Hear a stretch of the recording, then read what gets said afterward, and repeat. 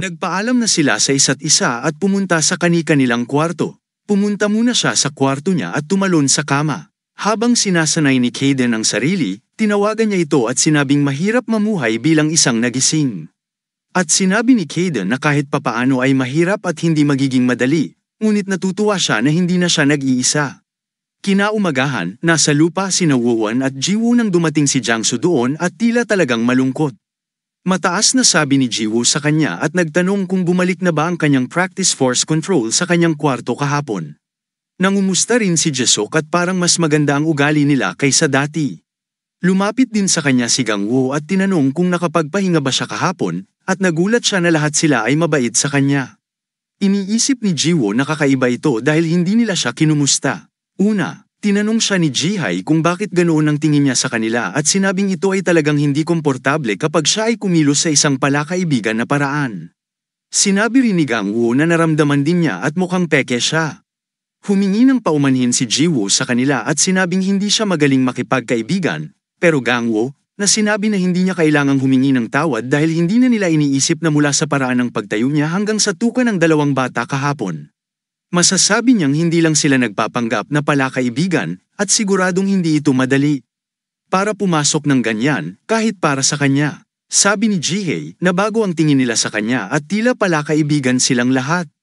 Maya-maya, lumitaw doon si Mr. Jang at nagtataka sila kung sino ang mga kasama niya. Sumama sa kanila si Mr. Park at si Hayek at ngumiti si Ji-woo. Matapos siyang panuorin, inanunsyo ni Mr. Jang na mula ngayon, tuturuan silang lahat ng dalawang instructor na ito kasama niya, at pareho silang nagpakilala.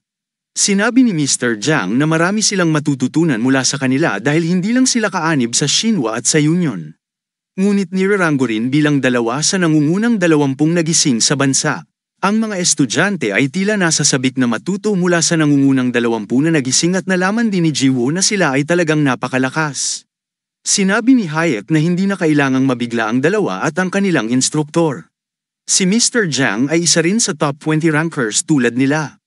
Nagulat ang mga estudyante dahil hindi nila alam ito. Napahiya si Mr. Jang, sinigawan sila at pinatakbo sila kapag tapos na sila sa pagtakbo. Hiniling ni Mr. Park sa kanila na gumawa ng handstand at sinabing hindi lang ang kanilang mga nagising na kapangyarihan ang kailangan nilang pahusayin.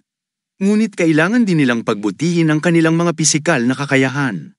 Ang paggawa ng isang handstand ay makakatulong sa kanila na mapabuti ang kanilang pakiramdam ng balanse at konsentrasyon. Lahat sila ay nagsisikap na gumawa ng mga handstand, ngunit ito ay nagiging mahirap para sa kanila. Nagulat sila na ang Ji-woo at Woon ay magaling din dito. Pagkatapos nito, tinuturuan silang gumamit ng force control. Kasabay nito, ang ibang mga guro ay hindi gusto ng hike at ang Senga ay nagtuturo ng mga hindi kaakibat na estudyante.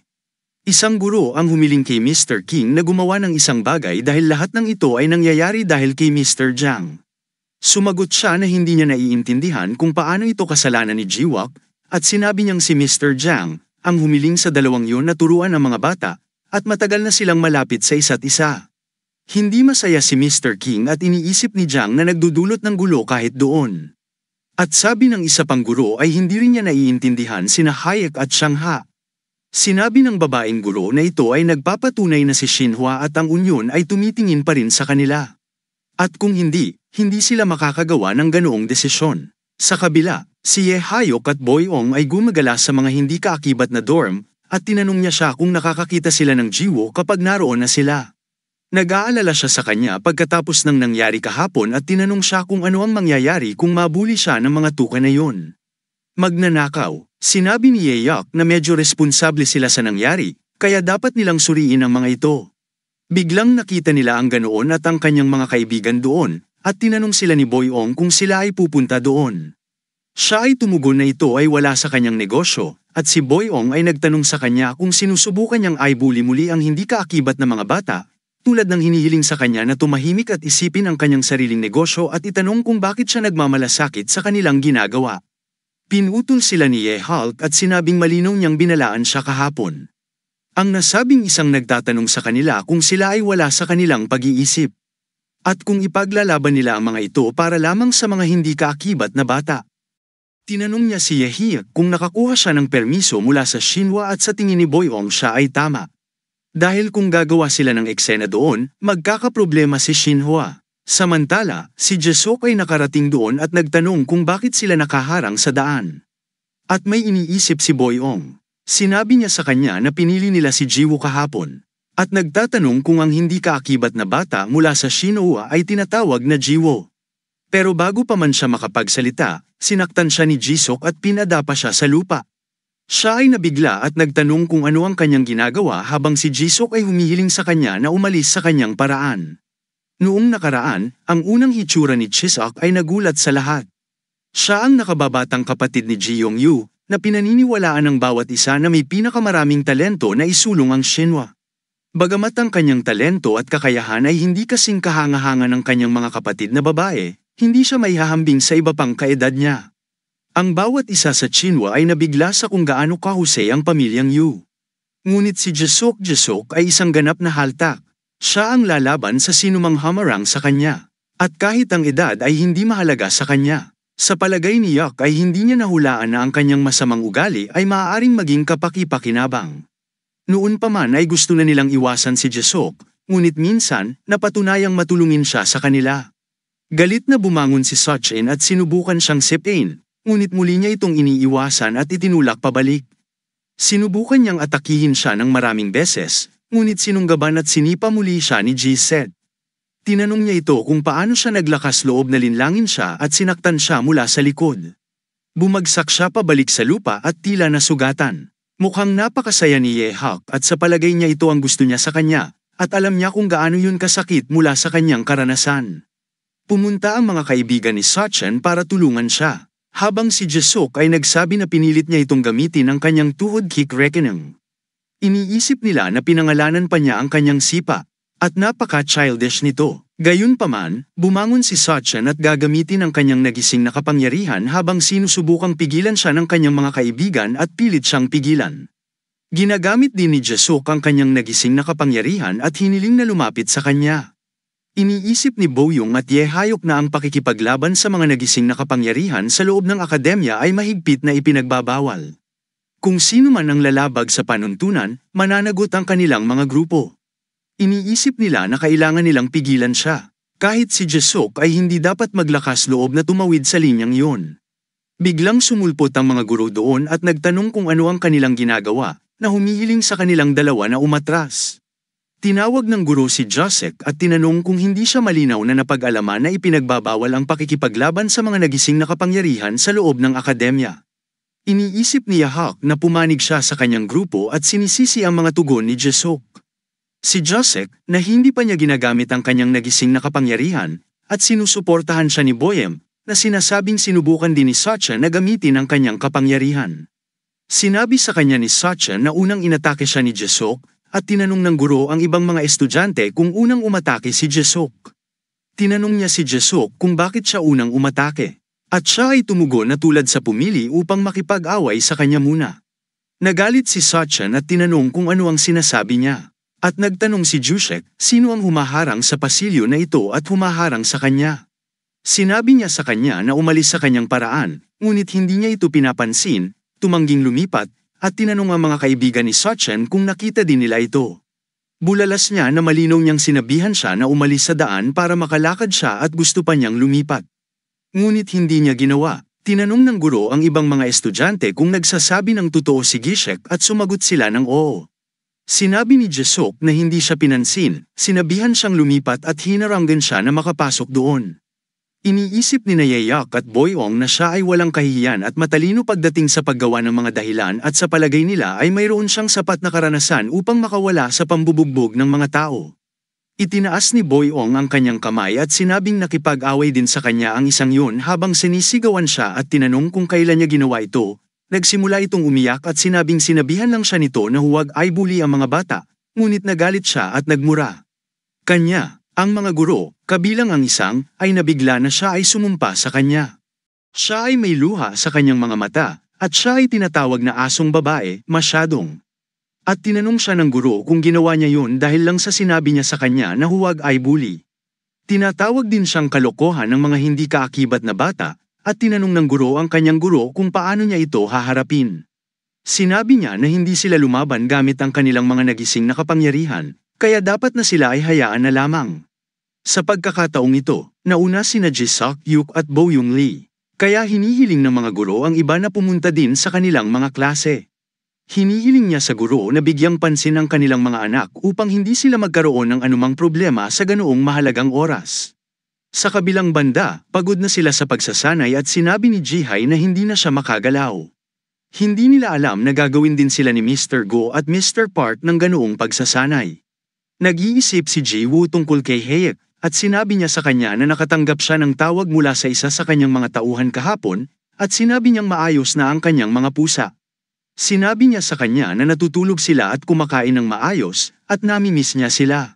Ngayon, tinanong siya ni Ji-hae kung sino ang nawawala niya. At kung ang kanyang kasintahan at sasabihin niya sa kanya na nawawala ang mga pusa na kanyang tinitirhan, sinabi niya na ang mga ito ay napaka-cute. At sinabi sa kanya ni Woo-sik na gusto rin niyang magkaroon ng pusa. Ngunit hindi siya nagkakaroon ng pagkakataon. Sinabi sa kanila ni Ji-woo na ang kanyang mga pusa ay dating mga pasang gala, ngunit nilapitan niya ang mga ito habang pinapakain sila, at nauwi silang magkasama. Ang cute daw ng kanyang mga pusa at gusto niyang makita ang kanilang mga larawan ngayon, ngunit wala ang kanilang mga telepono. Inihayag ni Won na mayroong isang pusa sa silid ni Ji-woo at nagulat sila dito at hiniling na ipakita niya sa kanila ang pusa. Makalipas ang ilang oras, laking gulat nila nang makita si Mr. Kaden at sinabing isa lang siyang cute na pusa, ngunit mukhang hindi siya masaya sa biglaang pagkikita nila. Kinaumagahan, tumawag si Mr. Han kay Haek at Mr. Park at sinabing maraming usapan tungkol sa kanilang dalawa, na nagtuturo sa mga hindi kaakibat na bata sa mga tugon ni Haek. Narinig din niya ang tungkol sa iba pang mga instruktor na hindi nasisiyahan tungkol dito, ngunit hindi nila naiintindihan kung bakit nasa kanila na, kung ituro ang mga hindi kaakibat na mga mag-aaral o hindi. Dahil hindi sila pumasok sa akademya bilang mga instruktor noong una, sinabi ni Mr. Han na sila ang bahala. At kung hindi siya makikipag-chat sa mga ito ng ganito. Inutusan sana niya silang turuan ng mga kaanib na bata sa halip na ang mga hindi kaakibat. Sinabi sa Hawk na mayroon silang karapatan na magpasya sa bagay na ito, at tinanong niya siya. Turuan ang mga kaakibat na bata sa halip na ang mga hindi kaakibat. Ang kanilang mga kakayahan ay kinikilala maging ng Shinwa at ng Union, kaya sigurado siyang maraming matututunan ang mga kaakibat na bata. Sinabi ni Mr. Park na mayroon na silang sapat na infrastruktura at marami silang matututunan ng hindi tinuturuan. Sa kabilang banda, si Mr. Jang lang ang instruktor ng mga hindi kaakibat na estudyante, kaya naniniwala siyang ang pagtuturo sa kanila ang tamang gawin. Tinanong sila ni Mr. Han kung sa tingin niya ay isang matalinong pagpili iyon. At kung ito ay mas mahusay na ilagay ang kanilang oras at pagsisikap sa mga kaanib na bata na na-verify kaysa sa mga hindi kaakibat na pinag-uusapan pa rin sa Haek, sabi pagkatapos ng ilang sandali na hindi niya naiintindihan ang kanyang sinasabi dahil ang mga hindi kaakibat na mga mag-aaral ay ang mga talagang nangangailangan ng higit na pagsasanay at tulong kaysa sa iba. Gayunpaman, sinabi ni Mr. Han na nawawala sila sa punto. Ibinunyag niya na ang akademya ay hindi tulad ng isang ordinaryong paaralan na nagbibigay ng pantay na pagkakataon para sa lahat, at ito ay nilikha upang maging mas malakas ang kanilang mga nagising kaysa sa ngayon. Kahit na sa mismong sandaling ito, ang mga nagising sa buong mundo ay pinahuhusay ang kanilang kapangyarihan para sa kanilang bansa at sa kanilang grupo, kaya't wala silang oras na mag-aksaya ng ganito. Sinabi ni Haek na walang dahilan upang maniwala na ang mga kaanib na mga mag-aaral lamang ang dapat na namumukod-tangi, at sigurado siyang may mga bata na maaari ding maging malakas na nagising. Kabilang sa mga hindi kaakibat na estudyante, sinabi ni Mr. Han na ang talento ay walang paggalang sa mga tao at sa tingin niya ay hindi siya makapaniwala kung gaano siya kalakas nang makilala niya ng personal si Kaden at nasaksihan ang kanyang mga kakayahan. Siya ay sapat na malakas upang durugin kahit ang mga sinanay ng mga grupo, na nag-ipon ng napakaraming data sa kanilang mga system sa paglipas ng mga taon. Muli niyang sinabi na wala silang panahon para mamuhunan sa naturang sugal. At ito ang kanyang kahilingan at mungkahi bilang principal ng akademya na ito at pinakamataas na senior sa bansang ito. Hinihiling niya sa kanila na mag-focus sa mga kaanib na bata sa halip na mag-aksaya ng kanilang oras sa pagtuturo sa mga hindi kamag-anak. Lumabas sila sa kanyang opisina kung nasaan si Mr. Jang. Naghihintay para sa kanila at itanong kung paano ang kanilang pagpupulong sa punong guro. Sa Haek ay may 1 linggo lamang sila at magkakaroon ng pagsusulit upang suriin ang mga kaanib at hindi kaakibat na mga mag-aaral. Kung ang mga hindi kaakibat ay mabibigo na magpakita ng isang bagay doon, pagkatapos ay hindi na sila makapagtuturo sa kanila. Hindi gusto ni Mr. Jiang kung paano sila tratuhin, pagpapasya sa isang solong spar at bibigyan lamang sila ng isang linggo sa PR Sepir para dito, sa mga ngiti ni Hayek at sinabing natutuwa siya na nangyari ang mga bagay ayon sa nilalayon nila, at si Jiang tinatanong siya kung ano ang ibig niyang sabihin dito. Sinabi niya sa kanya na ang spar ay maaaring natapos ng walang anumang kapalit. Ngunit ngayon ay may pagkakataong baguhin ang paraan ng pagtrato sa mga hindi kaakibat na bata. Hindi niya alam kung paano nila ito aayusin, ngunit mayroon silang 2 card sa kanilang manggas at kailangan lang nilang gamitin ito ng husto. Tinanong ni Mr. Jiang kung ang pinag-uusapan nila ay tungkol sa Jiwoo at Won, at sumasang-ayon siya na sila ay mahusay, ngunit hindi sila sapat na mahusay upang ibalik ang mga talahan na yan. Sinabi ni Hik na magiging sapat na sila, ngunit kahit na sina Southern at Jesuk ay hindi nagawang talunin si Won sa isang spar. Nagulat si Mr. Jiang at sinabing wala itong kabuluhan at sinabing ang tanging 2 bata na maihahambing kay Soden at Jesuk ay sapat na sa Bigdo at Gangshok ng Biko. Sinabi ni Mr. Park na si Jiwoo ay malakas din at maaaring hindi kasing lakas ng Southern at Jesuk, ngunit mayroon siyang sapat na potensyal na makapasok.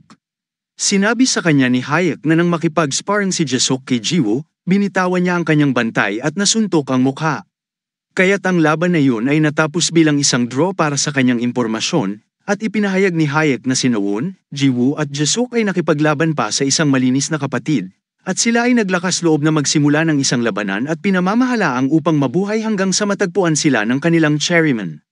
Tinanong niya siya kung sa palagay niya ay hindi pa rin sapat ang Jiwoo at Won bilang mga game changer habang siya ay walang sagot dito. Pagkaraan ng ilang oras, pumunta sila sa mga estudyante at hiniling ni Mr. Jiang na tumakbo sila, gaya ng dati, na para bang inuubos nila ang bawat huling patak ng kanilang enerhiya. Sinundan nila siya at hiniling ni Mr. Jiang sina Won at Jiwoo na sundan sila. Dinala niya sila sa ibang lugar at naalala ang sinabi sa kanila ni Hayek. Tinawag niya si Won at hiniling na tumayo sa harap niya. Sinabi niyang gusto niyang makita sa kanyang sarili kung gaano siya kalakas at hiniling sa kanya na subukang atakihin siya. Inatake siya ni Woolen sa isang pagkakataon, at sa palagay niya ay sinaktan niya siya sa sandaling matapos niya ang kanyang pangungusap at mapapahiya sana ang sarili niya kung hindi niya ito hinarangan. Pagkatapos ay hiniling niya sa kanya na atakihin siya ng isang bagay na mas malakas, at inilabas ni Won ang kanyang nagising na kapangyarihan. Naalala ni Jiang, sinabi sa kanya ni Mr. Park na si Won ay mahusay na sinanay ng kanyang propesor.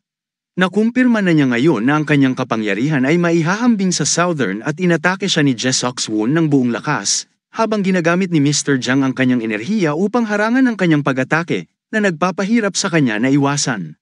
Sa pagkakataong ito, tinanong siya ni Won kung dapat pa ba niyang ituloy dahil kaya niya itong palakasin.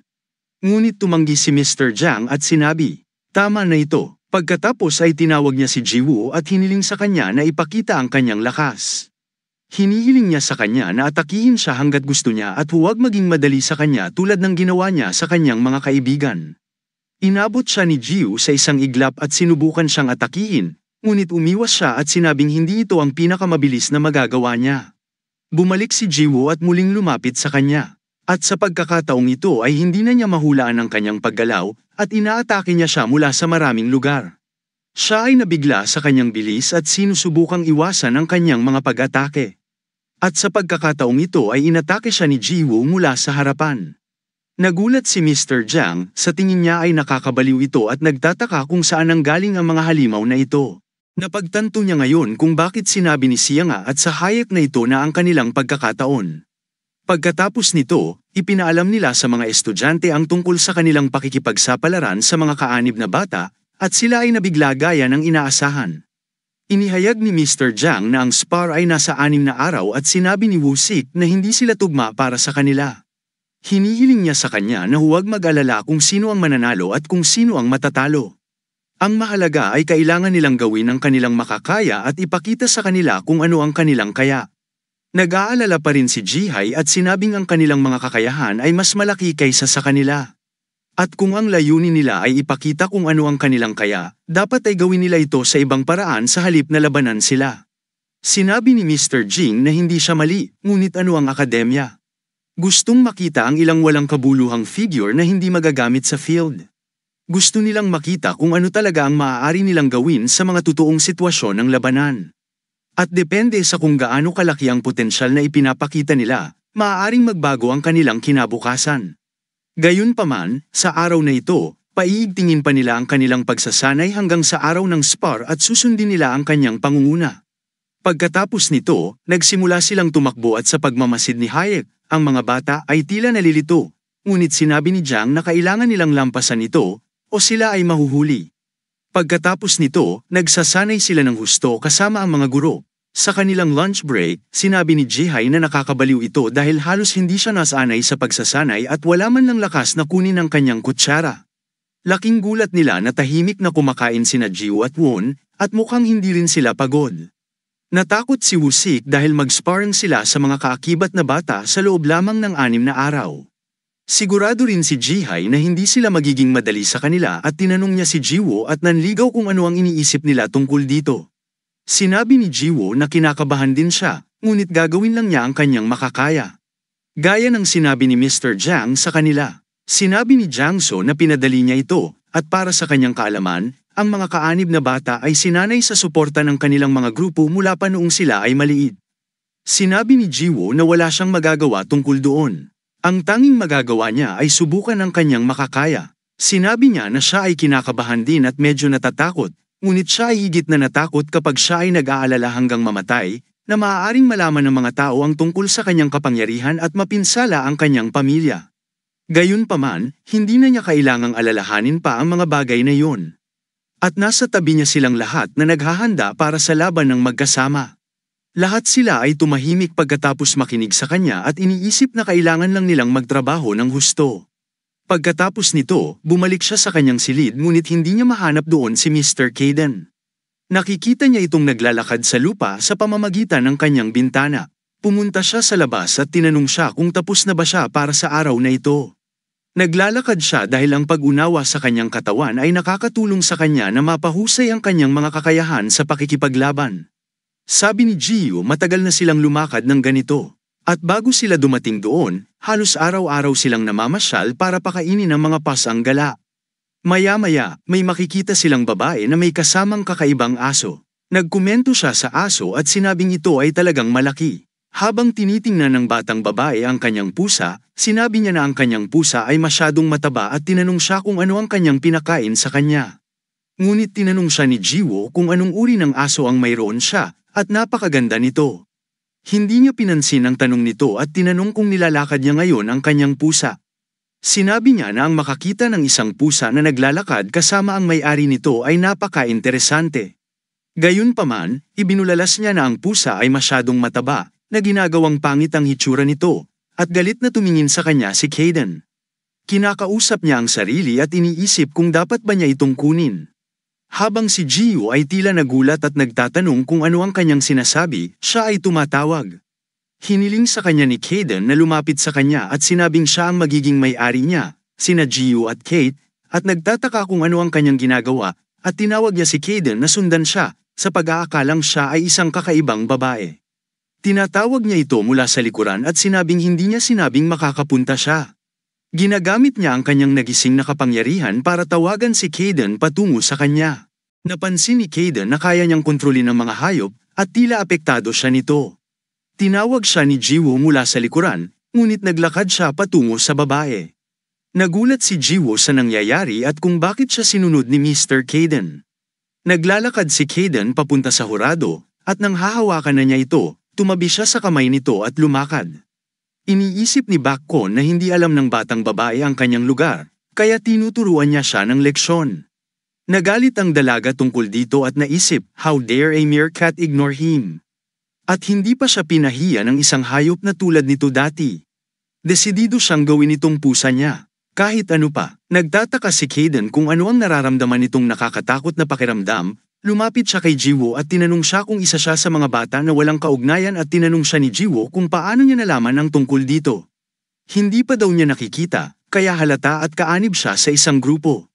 Sinabi niya na ipinagmamalaki ni Jiwoo ang kanyang sarili sa pagiging may-ari ng pasang yon. At hindi maintindihan ni Jiwoo kung ano ang ibig niyang sabihin dito. Hiniling niya kay Jiu na huwag sumakay sa isang mataas na kabayo dahil ang pasang yun ay hindi lumapit sa kanya. Tinanong niya ang kanyang pangalan at sinabi ni Jiwoo ang kanyang pangalan. Sumagot siya na hindi niya tinatanong ang pangalan nito, ngunit nagtanong tungkol sa pangalan ni Kat. Sinabi sa kanya ni Jiwoo na ang pangalan nito ay Casein Nitrate at sa palagay niya ay may kakaibang pangalan nito at sobrang gusto niya ito. Ipinakilala niya ang kanyang sarili bilang Ilju mula sa Mir at sinabing dapat din siyang sumali. Nagulat si Jiwoo nang sabihin niyang hindi niya alam kung bakit siya umiwas sa kanilang radar. Ngunit si Mir ang tamang grupo para sa kanyang kapangyarihan. Sa tingin niya ay may kapangyarihan si Jiwoo na kontrolin at makipag-ugnayan sa mga hayop, at walang ibang grupo na mas dalubhasa dyan kaysa makita lamang kung paano hindi gumagana ang kanyang kapangyarihan sa kanyang pusa, na hulaan niyang napakalakas ng kanyang nagising na kapangyarihan. Hinihiling niya sa kanya na lumapit at sumali kung gusto niyang lumakas at makakuha ng mas mahusay na paggamot. Sinabi ni Jiwoo na mayroong hindi pagkakaunawaan, ngunit wala siyang ganoong uri ng kapangyarihan. Gayunpaman, sa palagay niya ay sinusubukan itong itago ang kanyang kapangyarihan. Bulalas niya na nakita niya na siya, habang sinabi ni Jiwoo na ang kanyang kapangyarihan ay hindi tulad ng iniisip niya. Sinabi niya na siya ay isang kinatawan lamang ng mag-aaral at siya ay napakalakas na ang isang ordinaryong pusa na tulad niya ay hindi makalayo sa kanya. Kasanayan, nagtataka si Jiwoo kung ano ang dapat niyang gawin at sinabi kung patuloy niyang itatanggi ito, baka imbestigahan nila si Mr. Caden. Hinihiling niya sa kanya na sumama kay Mir kapag natapos na ang akademya. Habang si Jiwoo ay nagpapasalamat sa kanya para sa alok at sinabing ayaw pa niyang maging kaanib sa isang grupo. Iniwan siya nito, tinatawag siyang tanga. Pagkatapos nito, tinanong niya si Caden kung mayroong isang nagising na kapangyarihan na maaaring kontrolin ng mga hayop, at sinabi niya sa kanya na maraming mga nagising na maaaring kontrolin ang mga hayop. Nakikita ni Jiwoo na talagang cool na mayroong napakaraming iba't ibang mga kapangyarihan, at sinabi ni Caden na ang mga hayop ay sinanay na may nagising na kapangyarihan at ginagamit upang umatake o magtanggol. Bukod pa rito, ang pinakamagandang bahagi tungkol dito ay magagamit sila sa paggawa ng mga bagay na hindi kaya ng mga tao. Noong nakaraan, ang kanilang pangunahing gawain ay ang pagkuha ng impormasyon. Dahil mayroong maraming iba pang mga paraan upang makuha ang kanilang mga kamay sa impormasyon sa mga araw na ito. Kaya isa ito sa mga kapangyarihang bumababa. Sinabi ni Jiwoo na dapat na niyang sabihin sa iba na mayroon din siyang kapangyarihan na kontrolin ang mga hayop, kung hindi man ay nasa panganib. Hiniling sa kanya ni Caden na sabihin sa kanila na isa ito sa kanyang nagising na kapangyarihan at ipinaliwanag na dahil hindi pa niya ganap na kontrolado ito, kung gayon maaari lamang siyang makipag-usap sa kanya, hindi sa ibang mga hayop. Pagkatapos noon ay nagmamadali na silang pumunta sa kanilang kwarto dahil nakaramdam ng gutom si Caden. Kinabukasan, ipinaalam sa mga kaanib na mag-aaral na makikipag-sparring sila sa mga hindi kaakibat na bata at biglang sinabing 6 lang sila. Sumagot ang guro na pipili din sila ng 6 na mag-aaral na lalahok sa spa. Itinaas ni Giselle ang kanyang kamay at sinabing gusto niyang umalis sa laban na ito, at ganoon din ang ginagawa ng 7. At sinusundan din sila ni Yehak at Boyen, at ang ibang mga estudyante ay tumatangging sumali. Sinabi ng guro na 6 lamang sa kanila ang maaaring lumahok at hiniling sa kanila na umalis sa klase pagkatapos nito, tulad at lumapit sa kanila at nakita kung si Shinoa at ang Union ay ang pinakamahusay. Lahat sila ang pinakamagaling. Sinabi niya na dapat ay sila ang nag-aaway sa isa't isa sa halip na ang mga hindi kaakibat na bata. At sinabi ni Southern na matatalo niya siya ng husto, para tumigil siya sa pagsasalita ng nonsense. Tinatanong siya kung sasali siya. At tumugon siya na hindi niya palalampasin ang pagkakataong talunin ang mga hindi alam ang kanilang lugar. Tinawag ni Jis ang isang estudyanteng nagngangalang Gangsiak at tinanong kung sasali rin ba siya sa laban na ito. At tumugon siya na ang pakikipag-sparring sa mga hindi kaakibat na bata ay hindi makakatulong sa kanya sa anumang paraan. Sa kabilang banda, tapos na ang kanilang klase at hiniling ni Mr. Jang sa kanila na huwag magpabeya at magsanay ng puwersang kontrol kapag bumalik sila sa kanilang mga silid. Samantala, pumasok doon si Miss Ko at sinabing mukhang tapos na ang klase in just a short time. Sinabi niya na narinig niya ang isang bagay na lubhang kawili-wili mula sa aisle, kaya pumunta siya upang tingnan ito. Tumingin din siya kina Hayek at Park na hindi kumikibo kahit 1 pulgada kapag nakikiusap siya sa kanila na turuan ang kanilang estudyante, ipinakilala niya ang kanyang sarili bilang chaperone at instructor lang. Doon ay tinanong niya kung sino si GUCIO at tinanong siya kung kaya niyang kontrolin ang mga hayop. Nagulat ang lahat nang marinig ito, at nagmamasid siya at nagtanong kung hindi nila alam ang tungkol sa kanyang kapangyarihan. Nakapagtataka, tinanong ni Hayek kung kayang kontrolin ni Jiwoo ang mga hayop, at sumagot siya na nalaman ng ISIL kahapon. Laking gulat niya nang malaman na may ibang uri ng awakened power si Jiwoo, at ang ibang mga estudyante ay nagulat din at iniisip na napakatalino niya at ang kanyang super speed power ay kamangha-mangha sa sarili. Humingi siya ng tawad sa kanya at sinabing hindi niya alam na inilihim niya ito. At sinabi ni Jiwoo na hindi siya sapat para sabihing kaya niyang kontrolin ang mga hayop. Hindi niya alam kung bakit, ngunit gumagana lamang ito sa isang pusa. At hindi ito gumagana sa anumang iba pang mga hayop. Tinanong siya ni Jihae kung pinag-uusapan niya ang pasang dinala niya sa akademya at lahat ay nabigla na si Cassie Nitrate ang pasang kinokontrol ni Jiwoo. Tinatanong siya ni Miss Ko kung anong koneksyon niya sa pasang yun. At kung kaya niyang makipag-usap sa pusa at sumagot si Jiwoo na ang kanyang kakayahan ay ginagamit sa pakikipaglaban, tinanong siya ni Miss Ko kung kaya niyang palabanin ang pusa. At sagot niya, oo, kaya niya siyang awayin. Pumayag si Miss Ko at umaasa na magkakaroon siya ng pagkakataon na makita ito mamaya. Habang ang bawat isa ay pinagtatawanan siya. Pagkatapos noon, kapag pumunta siya sa kanyang silid, sinabi niya kay Kaden ang tungkol sa araw na ito nang tinanong siya ng isang instruktor mula sa Mir kung anong uri ng koneksyon niya sa kanyang pusa, tinanong niya ito kung ano ang sinabi niya sa kanya, at sumagot siya na ginamit niya siya para sa labanan at mga salita lang ang lumabas sa isip niya. Nagulat si Kate dito, at humingi ng paumanhin si Jiwoo sa kanya at sinabi ang lahat. Nais niyang sabihin sa kanya na ang kanyang kapangyarihan ay gumagana lamang sa kanya, ngunit humihingi ito ng higit pang mga detalye at nagpanik siya. Pagkatapos ay sinabi ni Kaden na wala na ito sa kanyang mga kamay at ang pakikipaglaban ang pinakamagandang dahilan para sa kanya. Maya-maya, narinig niya ang boses ni Soban mula sa pinto. Naiinis siya nang wala ang kanilang mga telepono at kailangan nilang pumunta sa kanyang silid at magbell para tawagan siya. Binuksan niya ang pinto at nasa labas ang Soban, sina Gisok at Won.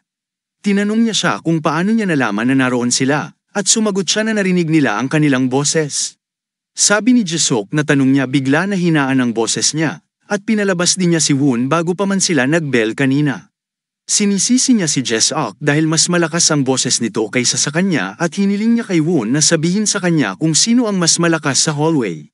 Sagot ni Won, narinig niya ang boses ni Soban at nabigla siya sa taas, habang sinasabi ni Jiwoo na narinig din niya ang boses nito. Tinawag siya ni Gisok na tulala at sinabing hindi niya alam kung gaano siya kadaldal at tinawag siyang walang hiya. Magalang siyang nag-aalok ng mga treats sa cabin. Pagkatapos nito, tinanong niya sila kung narinig nila ang away sa pagitan nila at ng mga bata na walang kaugnayan. At sinabi ni Jiwoo na sinabi sa kanila ng kanilang mga instruktor ilang araw na ang nakalipas, at hindi niya alam kung iyon ang dahilan. Pero tinuruan din niya sila. Sinasabi ng puwersang kontrol na ito ay mas mahusay kaysa sa wala, ngunit ang ilang araw ng pag-alam ng puwersang kontrol ay hindi magiging sapat upang makagawa ng malaking pagkakaiba. Narinig din niya na ito ang pinakamababang antas ng kontrol ng puwersa. At sinabi ni Jiwoo na ang mga kaanib na bata ay sinanay na may maraming suporta mula sa kanilang mga grupo, kaya dapat silang maging matatag. Biglang sinabi na ang mga bata doon ay sinanay na may espesyal na pangangalaga ng kanilang mga grupo mula pa noong sila ay maliit. Malaki ang pagkakaiba sa pagitan ng pagkuha ng sistematikong pagsasanay mula pagkabata at hindi. Sinabi niya na hindi siya nag-aalala tungkol sa Won, ngunit nag-aalala siya tungkol sa Jiwoo, habang sinabi ni Jesok na hindi rin niya kailangang mag-alala tungkol sa kanya. Sinabi niya sa kanya na minsan na siyang inaway ni Jiwoo at nanligaw kumpara sa kanila, mas magiging madali ang ibang bata. Bukod dito, si Yejek ay naging pag-aari ni Jiwoo at nahuli siya, ngunit mahalaga pa rin ito. Pinahahalagahan siya ng Southern na sinasabing mas malakas siya kaysa sa hitsura niya. Habang sinasabi niya yun ay dahil si Yeok ay nawala ng bantay at bigla niyang naisip na hindi na kailangang mag-alala tungkol sa kanya, masyadong. Nagulat si Jiwoo na nag-aalala siya tungkol sa kanya, at iniba niya ang paksa at sinabing naisip niya na masyadong nakakaawa na makita siyang binugbog. Sinabi ni Jesok na hindi niya alam ang tungkol sa iba pang hindi kaakibat na mga bata, ngunit kailangan nilang mag-ingat para sa ganoon at ipaalam sa kanya na hindi sila kasali sa spar.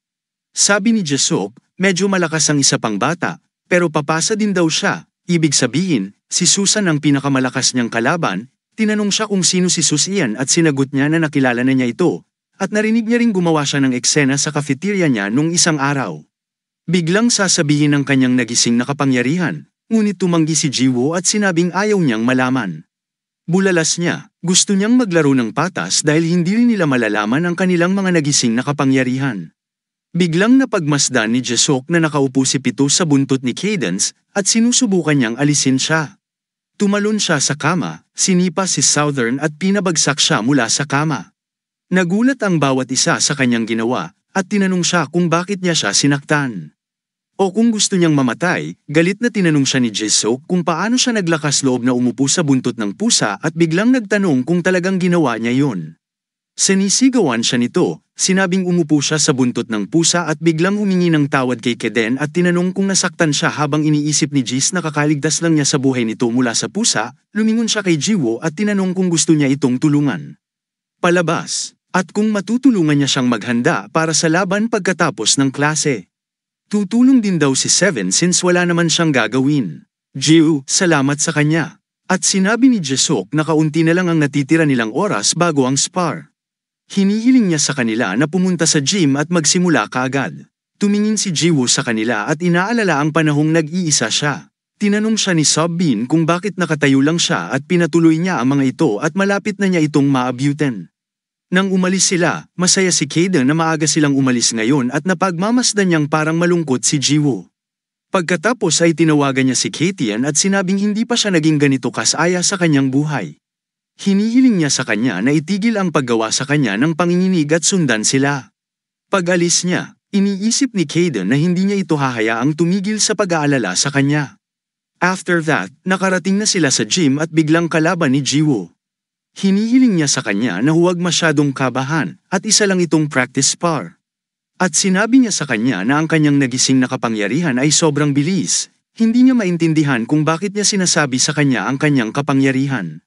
At sinabi ni Jiwoo na nakita niya ang kanyang kapangyarihan noon, kaya dapat niyang malaman din ang kanyang kapangyarihan.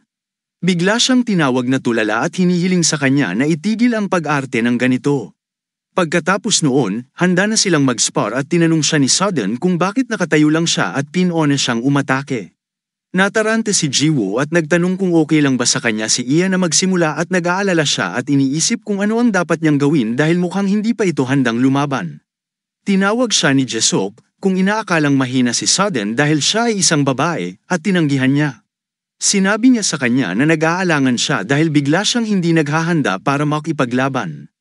At hiniling ni Jisuk sa kanya na huwag isipin na madali siyang kalaban. Hinihiling niya sa kanya na gawin ang kanyang makakaya at bigla niyang naisip na tama siya kahit minsan, ngunit maaaring takutin niya si Jiwoo. Pagkatapos ay tinawag niya si Jiwoo at hiniling sa kanya na umatake, at iniisip ni Jiwoo na siya ay masyadong kumpiyansa.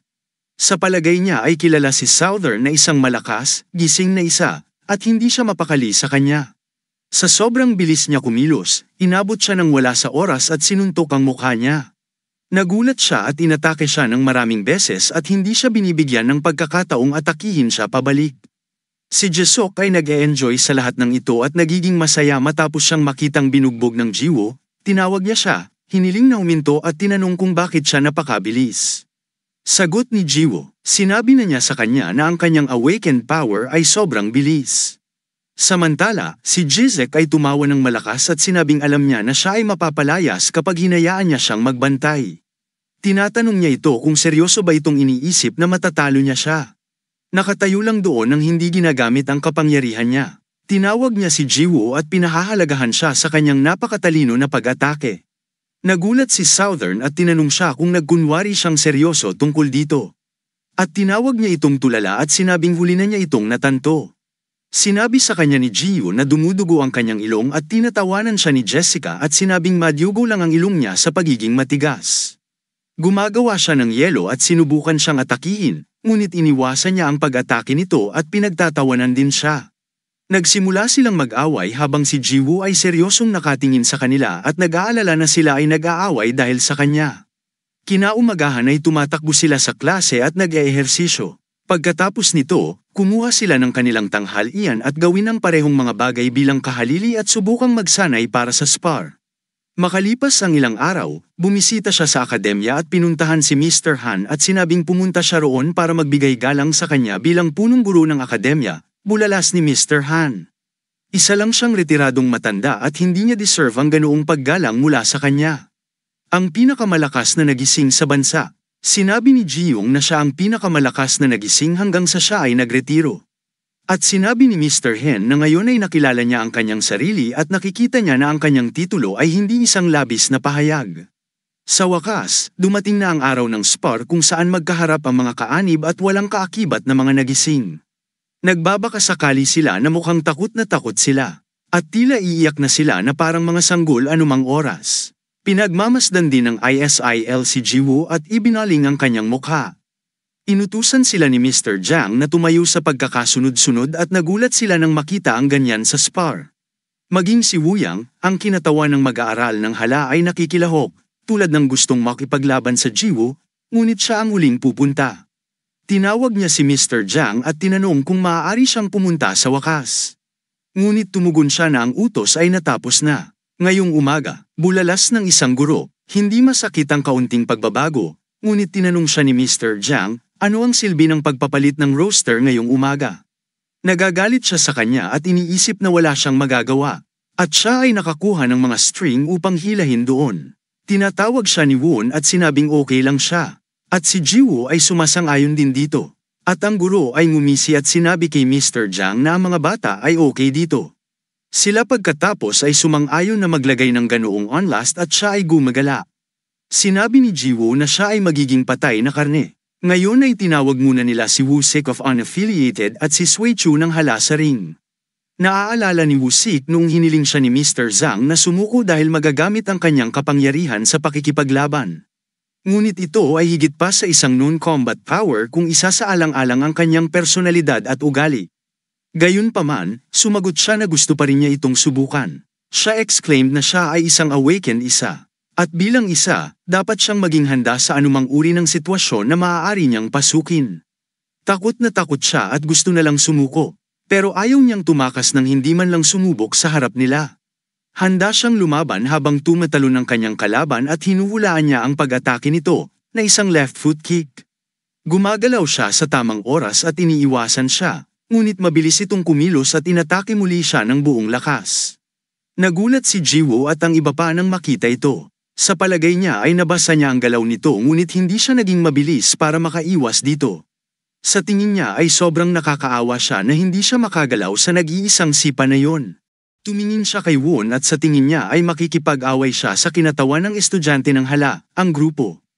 Ang kanyang kalaban ay nasa. Tinanong ng batang babae ang mga guro kung ano ang ginagawa niya ngayon, dahil tila siya ay nahimatay, ngunit muling bumangon si Woo-sik, nagtanong kung ano. Bakit niya siya sinipa at hiniling na gamitin ang kanyang nagising na kapangyarihan? Sa palagay niya ay kailangan niyang gamitin ang kanyang awakening power, kaya magkakaroon ng clue si Woon kung anong kapangyarihan ang gagamitin ng kanyang kalaban. Tinanong siya ng batang babae na malaman ang kanyang lugar at sinabing madali lang siya sa kanya. Ngunit hiniling niya sa kanya na gamitin ang kanyang kapangyarihan at atakihin siya. Pagkatapos ay ginamit niya ang kanyang nagising na kapangyarihan, at naisip ni Woo-sik na ito ang katangian ni Halo at ginagawa nila ang kanilang nagising na kapangyarihan sa isang globo para umatake. Inatake siya nito gamit ang globo, at direktang tumama ito sa mukha niya at nasugatan siya ng husto. Ang iba ay nagulat sa kanyang kalagayan, at tumingin siya kay Woon na may nagtatanong na mga mata. Kung napansin niya ito, sina Woo-nods ang pinuno at Woo-sik ay masaya dahil nakagawa siya ng kakaiba. Inanunsyo nila ang nagwagi, si Soi-chu, mula sa mga kaakibat na bata. Sumunod ay si Juki ang Kim ng Mir at Gang Woo-choi ng hindi kaakibat. At sa tingin niya ay mas malakas ang dalaga kaysa sa hitsura niya. Sa halip na magtagal para manalo, naisipan niyang ibuhos ang lahat sa simula at ipakita sa kanila kung ano ang kanyang kaya. Sa sandaling tumunog ang bell, agad niyang nilapitan ang babae at hinampes ito. Siya ay masaya na ang kanyang plano ay gumagana at umaatake sa kanya ng maraming beses. Sa tingin niya ay mas mahina siya kaysa sa inaakala niya. O baka mas malakas siya kaysa sa inaakala niya. Bigla niyang iminulat ang kanyang mga mata at napagtantong panaginip lang yun. Tinanong ni Ji-hai si Ji-woo kung bakit siya nakatayo doon at sa tingin niya ay kinokontrol niya ang kanyang isip. Kung ito ay may kinalaman sa kanyang nagising na kapangyarihan, sasabihin niya sa iba na ang kanyang kapangyarihan ay kontrol sa isip, at naaalala niya. Sinabi ng ISIL na kayang kontrolin at pakikipag-usap ni Mir sa mga hayop, ngunit iniisip niya kung magagawa rin nila ito sa mga tao. Iniisip ni Mr. Jiang na gumagamit siya ng hypnotizing at ito ang estilo ng pag-atake ni Mir. Sa isang mas malala pang sitwasyon, maaari pa itong mabaliw sa tao. At hindi sapat ang kasanayan o karanasan ni Gangwo para palayain ang sarili. Sinusubukan niyang salakayin siya, ngunit hindi ito gumagana. At pagkatapos ay natagpuan niya ang kanyang sarili sa isang espasyo at hindi mahanap ang babae doon. Pagkatapos nito, nararamdaman niya ang kanyang sarili na nahulog mula sa isang gusali, bumagsak sa lupa at nawala ng malay. Inanunsyo nila ang nanalo, si Jukhyang Kim, habang nakangiti ang guro at sinabing nakita niya itong paparating. Ngunit ito ay napakadali. Susunod ay sina Hanga Park ng Bigdo at Ji-hai Lee ng unaffiliated, at sa tingin niya ay siya ang huling taong gusto niyang makalaban. Tinawag siya nito at tinanong kung nagkita na ba sila noon at inatake siya ni Ji-hai sa sandaling tumunog ang bell. Ngunit iniwasan ni Jangga ang kanyang pag-atake at nagmamadaling lumapit sa kanya. Sinasabing ang paraan ng pagunat ng kanyang mga kamay ay kitang-kita at hindi ito magagawa. Kanya, sinuntok niya ito gamit ang kanyang kapangyarihan at pinadapa siya. At hiniling na huwag muna pababain. Isang suntok lang yon. Gayunpaman, hinawakan siya ni Ji-hai sa kanyang bula. Tinawag siyang tulala at tinanong kung sa palagay niya ay gagawin niyang halata ang kanyang mga galaw. Ganoon at iniisip niya na napakatanga niya para mahulog sa pag-ataking yun. At sinabi ni Ji-hai na sisiguraduhin niyang ihahatid siya mula doon. Inilabas ni Hyonga ang kanyang nagising na kapangyarihan at sinabing hindi niya magagawa yun gamit ang pangit na kasanayang ito. At hindi na siya kayang iangat ni Ji-hai dahil sa kapangyarihan niya. Dinadagdagan niya ang bigat ng bula at bababa na siya. Hindi nagtagal ay inabot niya ito at ipinutok ang bula, sinasabing siya ay masyadong mahina para hawakan siya. Biglang bumagsak si Ji-hai sa lupa at napakataas ng kanyang katawan. Sa tingin ni Mr. Jiang, ang tanging paraan ng pag-atake ni Ji-hai ay ang ibagsak ang kanyang kalaban mula sa taas. Ngunit hindi yun gumagana sa gravitational interference ng tuka ni Do. Nakangiti si Hyonga at sinabi niyang nahihirapan siyang huminga sa ilalim ng pressure na yun. At pinananatili niya ang kanyang mga paa sa mukha ni Ji-hai at nagtanong kung paano siya naglakas loob na guluhin siya. Sinabi ni Ji-hai na sumuko siya, ngunit hindi siya kumikibo. Ang sabi niya ay hindi biro ang pakikipag-sparring at sinisipa niya ito at muli siyang sisipain. Tinawag siya ni Jiu at pinatigil siya. Sumuko na si Ji-hai, kaya bakit niya sinusubukang salakayin siya ng higit pa at tinawag siya at tinanong, sino ang nagbigay sa kanya ng karapatang pumasok? At nasa kalagitnaan sila ng laban. Sagot ni Jiu, malinaw na sumusuko siya, pero yung kalaban niya ay trying to attack her again. Ang ganyan ay nagtatanong ito sa kanya kung hindi niya alam na bawal silang makialam sa isang laban no matter what. Pinahiya niya siya at sinabing malinaw na ipinapakita nito kung bakit nasa ibaba nila ang mga hindi kaakibat na bata. Hindi rin gusto ng guro ang ugali ni Jiwoo at sinabing siya ay clueless kahit para sa isang hindi kaakibat. Humingi ng tawad sa kanya si Mr. Jiang at sinabing kasalanan niya ang lahat na hindi niya tinuruan ang mga bata tungkol sa mga patakaran. Tinatanong niya kung paano hindi niya maituturo sa kanyang estudyante ang isang bagay na napakasimple. At naalala ni Hyatt na sinabi ni Mr. Jiang na mas mabuting maranasan ng mga bata kaysa ituro sa kanila ang lahat. Dahil ang mga grupo ay hindi magiging mabait sa kanila. Tinawag ni Mr. Jiang si Jiu at sinabing hindi siya dapat makialam sa gitna ng isang opisyal na spar na tulad nito. At kasama dyan hindi lamang ang pisikal na pakikialam sa pamamagitan ng pagtalon sa ring, kundi pati na rin ang anumang anyo ng panghihimasok. Gaya ng ginawa niya kanina, si Jiwoo ay nasa punto kung saan malinaw na sinabi ni Ji-hai na gusto na niyang sumuko, ngunit patuloy siyang inaatake ng kanyang kalaban. Sabi ng guro kapag nasa ring na, tinatanggap lamang ang kanyang forfeit kapag halatang hindi na niya kayang labanan si Susie at idinagdag at sinabing hindi biro ang pakikipag-sparring sa isa pang nagising at tinanong siya kung talagang iniisip niya na siya. Matatapos na lang sa pagsigaw sa kanya. Gustong sumuko, natahimik si Jiwoo dahil dito at humingi ng paumanhin si Mr. Jiang sa ngalan ni Jiwoo. Sinabi niya na ito ang unang opisyal na spar para sa mga batang yun at hilingin sa kanya na makipag-hook up. Sa pagkakataong ito, sinusuportahan din ng ibang mga guro si Mr. Jiang at hinihiling sa kanya na patawarin sila. Sa pagkakataong ito, after that, they announced the winner, which is Hyonga Park. Ang susunod ay sayang ka ng Bigdo at Jiangsu Lee ng hindi kaakibat. Iniisip ni Jingso na napakaraming pagkakaiba sa pagitan ng kanyang mga lakas at sa kanya, At dapat niyang pagtuunan ng pansin ang paglalahad ng kaya niyang gawin hanggat kaya niya. At tinawag siya ni Yong at sinabing napakaswerte niyang makilala siya bilang kanyang kalaban, ngunit pupunta siya.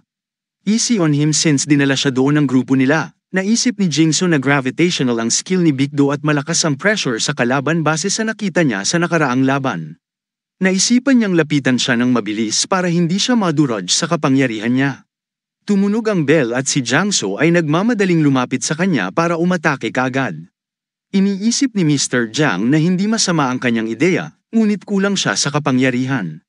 Inabot siya ni Inyang nang wala sa oras, at hindi niya planong atakihin siya gamit ang kanyang nagising na kapangyarihan sa unang lugar. Sinipa niya ito, at iyon ay isang simpleng sipa lamang. Ngunit ito ay dumating sa talagang malakas. Sa palagay niya ay masyadong malaki ang pagkakaiba sa pisikal na kakayahan. Walang pagpipilian si Jangso kundi palakasin ang kanyang nagising na kapangyarihan at manatili hanggat maaari. Si Inyang ay binugbog siya ng husto at sinabing tinatanggap niya ang lahat ng ito ng maayos at napagmasdan na siya ay nagpabiya sa kanyang pagbabantay. Pagkatapos ay bumangon siya at sinipa siya pabalik habang nagtataka kung bakit siya umaatake pabalik. Sinabi ni Inyang na magiging madali siya sa kanya, ngunit nawalan siya ng pagkakataon at nataman siya sa di kalayuan. Pagkatapos ay ginamit niya ang kanyang gravitational awakened power, at nararamdaman ni Jangso ang kanyang bigat na napakataas na hindi man lang siya makagalaw. Pagkatapos ay itinaas niya ito sa hangin at itinapon pabalik ng buong lakas. Iniisip ni Jihi na kamukha ito ng ginagawa niya, pero iba talaga. Mas mabilis at mas mahirap ang pakiramdam ni Jangso sa mga batang ngiti. Muli siyang binuhat sa hangin at hinampas siya pabalik. Ang bawat isa ay gulat na nakatingin sa kanila.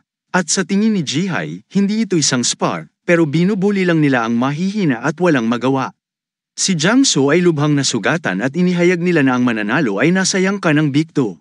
Si Jihai ay nagsimulang umiyak at nagtanong kung bakit kailangan nilang pagdaanan ito. Pinapanood sila ni Mr. Han at Jiyong sa screen at sinabi niyang ipinangako nila na ipapakita kung ano ang mga hindi kaakibat na mga mag-aaral sa pamamagitan ng bar na ito. Pero sa tingin niya, pag-aaksaya lang ng oras. Pagkatapos nito, tinawag nila si Wong Kai ng hala at Wuan ng hindi kaakibat. Tinawag niya ang Jiwoo at Jihai at hiniling sa kanila na iangat ang kanilang mga ulo at manood, na sinasabi na ang isang ito ay sulit na panuorin. Pagkatapos nito, magkaharap ang mga kalaban at humihikab si Wuyang nang unang tumunog ang kampana ay Won attack, at nabigla sila sa kanyang kapangyarihan ng pag-atake. Siya ay nagagalit sa kanya at ginagamit ang kanyang nagising na kapangyarihan, habang ginagamit din ni Won ang kanyang nagising na kapangyarihan at handa ng umatake.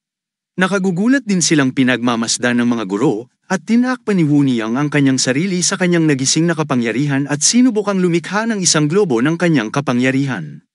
Ngunit ang bawat isa ay nabigla nang makitang nasira ni Won ang kanyang kapangyarihan sphere at tulad nito at nagtataka kung paano maaaring maging kasing lakas ang isang tao tulad niya.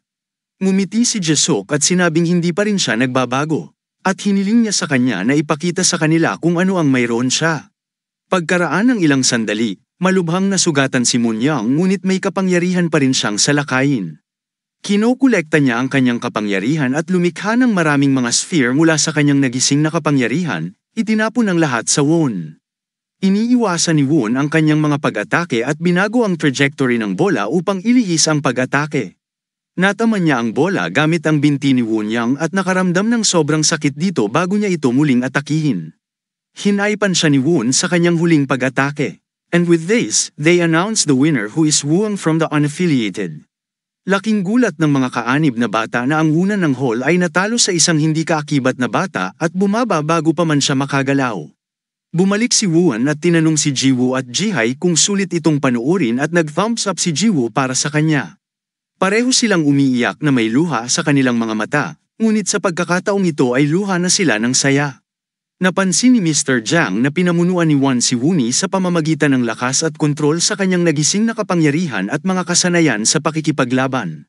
Nabigla si Miss Ko at sinabing hindi siya makapaniwala sa nakita niya, at nagtataka sila kung paano ang isang nagising na kasing lakas niya ay nananatili sa ilalim ng radar ng napakatagal mula sa ipinakita niya sa kanila. Malinaw na isa siya sa mga nangungunang estudyante sa akademya. Laking gulat ni Nayook at Boyong nang makita siya at agad na nagtaka kung saan siya nanggaling. Iniisip ng pinakamalakas na estudyante kung sumali siya sa spar ay makakalaban niya ito. Humahanga din si Mr. Han sa kanya at sinabing hindi niya inaasahan ang ganoong kalakas, nagising na isa sa mga hindi kaakibat na mga estudyante, at mukhang siya ang card ni Mr. Jiang noong ginawa niya ang alok na yun. Sinabi niya sa GY Jiang na hiniling sa kanya na bigyan ng mga hindi kaakibat na estudyante ng mas maraming suporta gaya ng mga kaanib. Kung nagpakita sila ng sapat na potensyal sa ngayon, tatanungin niya siya kung ang mga hindi kaakibat na mga mag-aaral ay susuportahan ng pantay mula ngayon, at sumagot siya na talagang may kahangahangang talento si Woon, ngunit sayang ang pamumuhunan sa lahat ng iba pa. Sa kabilang panig, lahat ng mga guro ay nakatingin kay Mr. Park at sinabing dinala siya ng unyon sa akademya. Pagkatapos nito, tinawag nila ang gayong hari ng Bikto at Jiwuso ng hindi kaakibat, at hiniling niya sa kanila na batiin siya ng swerte. Tinanong ni Boyong si Yeok kung sa palagay niya ay magagawa ni Jiu ang pagbabalik tanaw at sumagot siya na tutol siya sa ganoon. Siya ay talagang malakas, kaya si Jiwoo ay may maliit na tsansa na manalo laban sa kanya. Natutuwa si Such-an na makita siya dahil gusto niyang makaganti siya sa insulto. At iniisip ni Jiwoo na kasing lakas ng Jisuk at biglaan. Ang Such-in ay nagpapatawa at nagtatanong, ano ang itsura ng kanyang mukha o kung talagang sa tingin niya ay magagawa niya ang ginawa ng kanyang kaibigan. Inilabas niya ang kanyang nagising na kapangyarihan at sinabing nagulat din siya sa kapangyarihan ni Woon. Ngunit walang gaanong mga nagising na kayang gawin yon, at sigurado siyang hindi kabilang sa kanila si Jiwoo. Nagmamayabang siya at sinabing siya ang ganyan sa King of Bigdo, ngunit hindi siya kapantay ng wuyang ng hala. Handa silang lumaban at sa tingin ni Mr. Jiang ay masama ito. Hindi tulad ni Wu Yang, ang isang tulad ay handa nang gamitin ang kanyang nagising na kapangyarihan sa simula pa lang. Hulaan niya ang nakaraang laban, tinuruan siya ng leksyon. Sa sandaling tumunog ang kampana, ginamit niya ang kanyang nagising na kapangyarihan upang salakayin si Jiwoo. Ngunit laking gulat niya nang makitang nawala siya sa kanyang harapan gamit ang kanyang nagising na kapangyarihan. Bigla niya itong inabot at sinuntok ng buong lakas ang mukha. Gayunpaman, bago niya ito masuntok sa pangalawang pagkakataon, ginamit niya ang kanyang nagising na kapangyarihan at itinulak si Jiwoo pabalik. Biglang bumigat ang katawan ni Jiwoo, at nagulat ang mga guro at naisip na napakabilis ng walang kaakibat na bata kaya nawala siya sa kanila.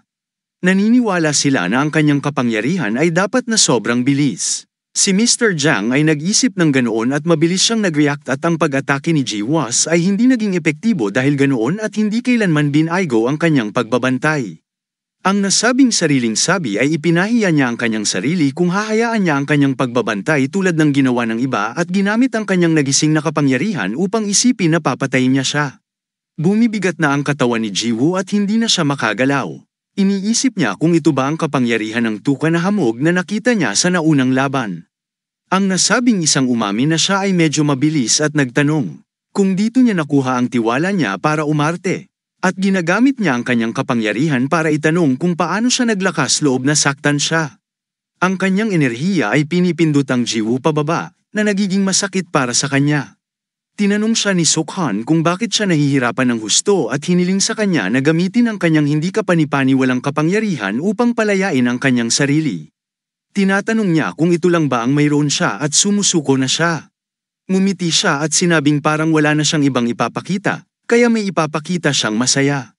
Itinaas niya ito ng mataas sa hangin at ibinalik sa lupa. Muli siyang tinawagan ni Sachin at tinanong kung bakit hindi niya ito sinasagot. At mukhang nasaktan talaga si Jiwoo. Muli siyang itinaas ng ganoong bagay sa himpapawid, tinamaan siya ng buong lakas sa pader.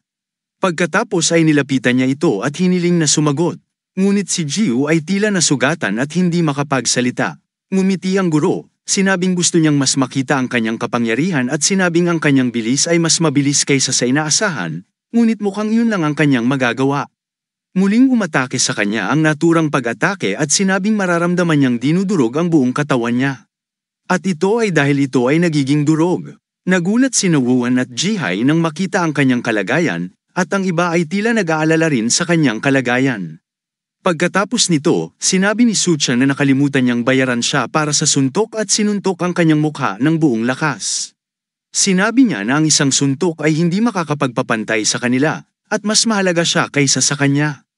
Pagkatapos nito, sinuntok niya ito ng maraming beses, at ang mga guro ay nakatingin lamang sa kanila.